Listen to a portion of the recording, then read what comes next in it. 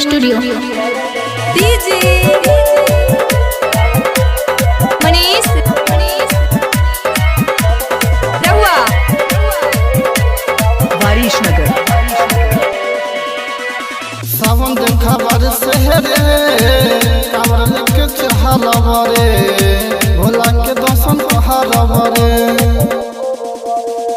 सावन देखा बारिश रे कांवर लेके चहलव रे भोला के दर्शन कहलव रे।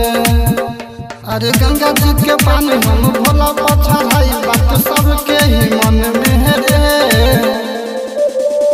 सावन देखा बारिश रे कांवर लेके चहलव रे भोला के दर्शन कहलव रे।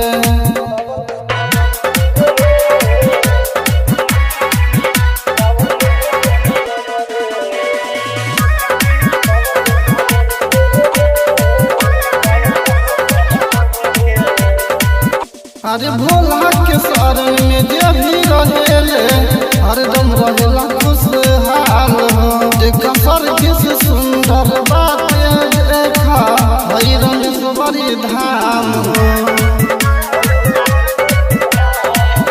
अरे भोला के शरण में जे भी रहेले हरदम रहेला खुशहाल हो।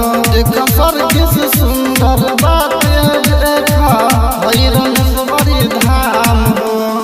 सावन देखा बारिश रे कांवर लेके चहलव रे भोला के दर्शन कहलव रे। सावन देखा बारिश रे कांवर लेके चहलव रे भोला के दर्शन कहलव रे।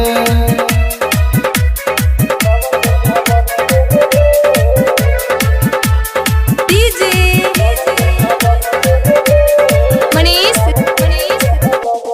पहल तो हसे लालनी भोला दे रविंद्र पधियान हो।